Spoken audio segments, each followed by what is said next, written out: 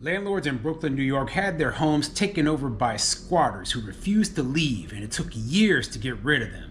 Then, after spending more than $300,000 in repairs, the city comes after them for fines that the squatters accrued and charged them over $160,000 to relocate those squatters.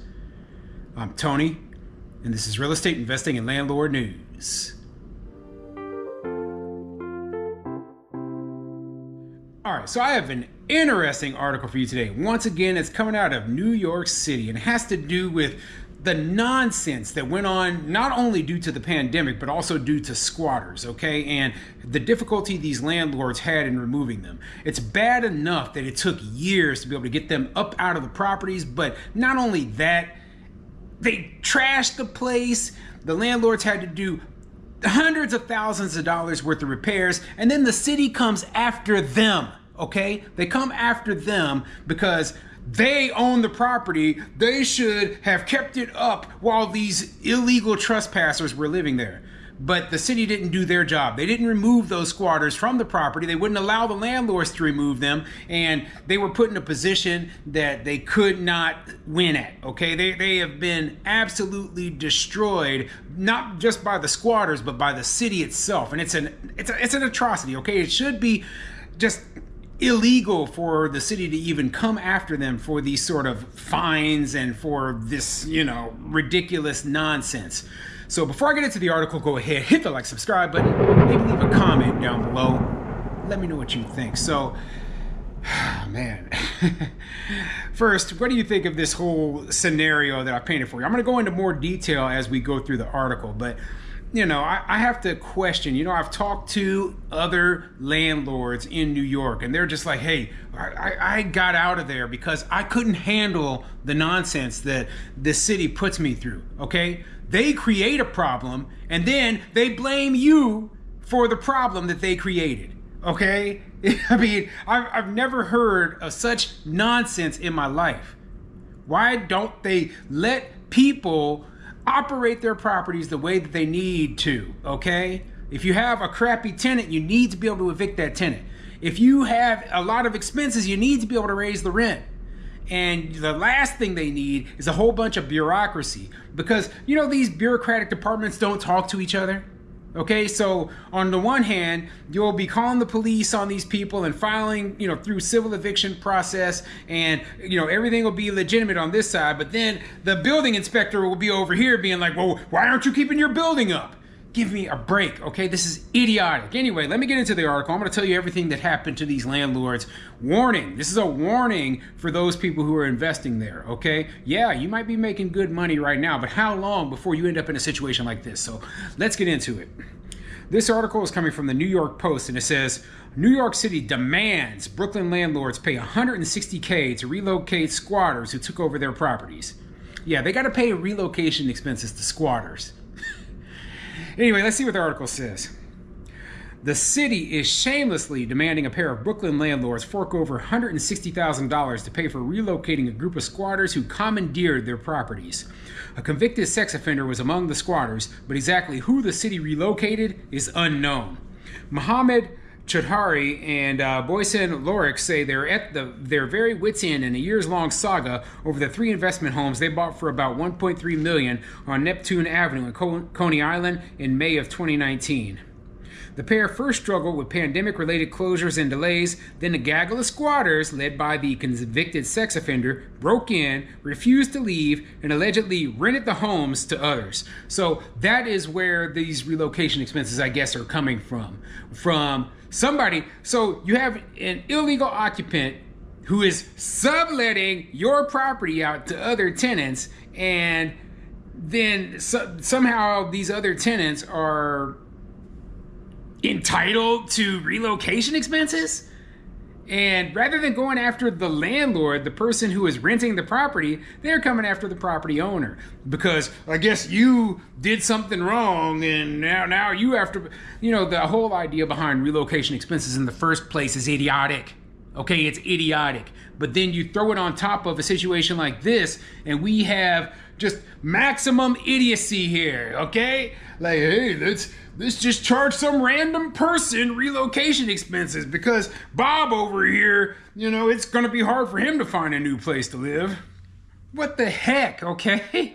I can't believe that, I can't believe that these sort of laws even exist, okay? And I feel for the landlords up there in New York because a lot of them did not know that things were this way until they got into the business. And then suddenly they found that, hey, it's really, really hard to make money here. Okay, they treat you like garbage. They act like being a business owner is a sin, okay? And that you deserve to be punished, all right?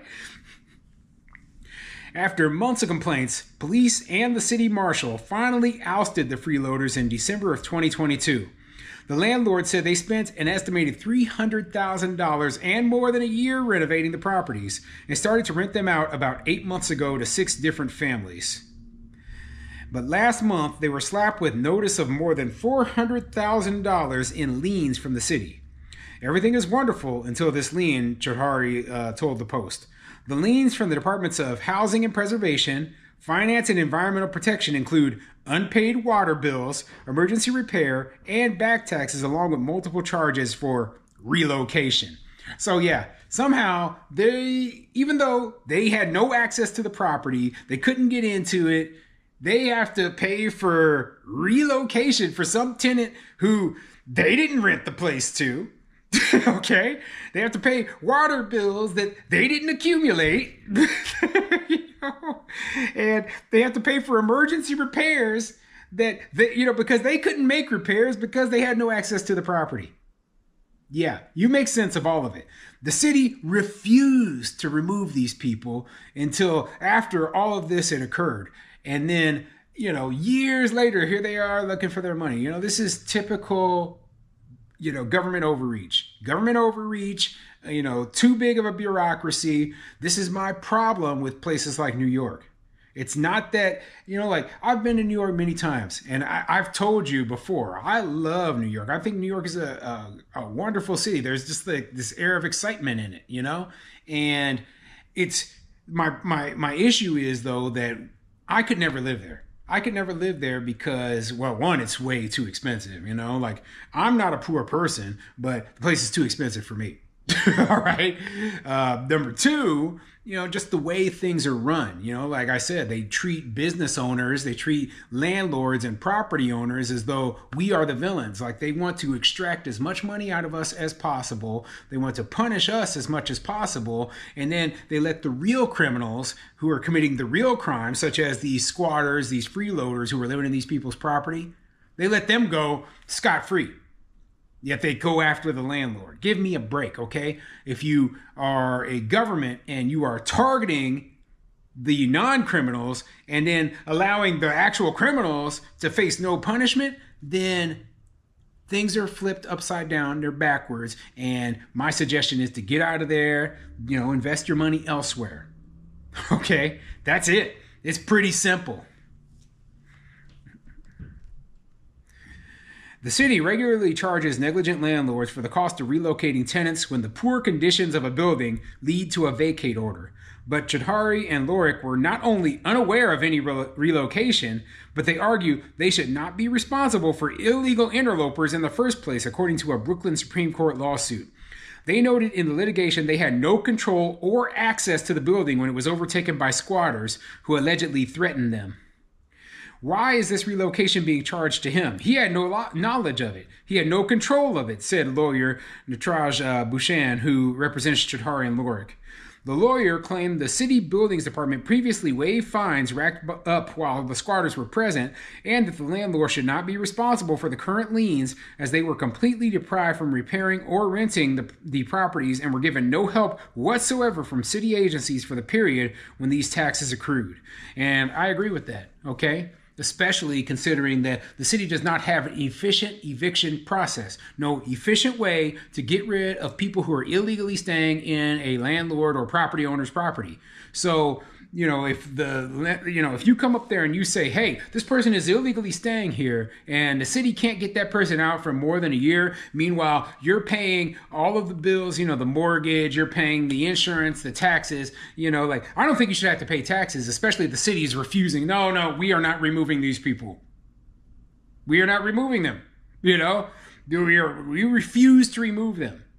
I can understand the bank's still getting their money, but screw the city. The city's the one who caused the problem, and now they are blaming the landlord for it. But what do you think? Okay, do you agree with me? Do you think these landlords are in the right? I believe they're in the right. I believe that the city deserves to be sued. I don't think they should have to pay anything. Okay, in fact, I think that they deserve a payout from the city for this nonsense. And part of it was caused by COVID. I know it was. The time periods line up. They had an eviction moratorium in place. And because of it, how many tens of thousands of dollars did these landlords lose? Okay? Anyway, put a comment in the comment section down below.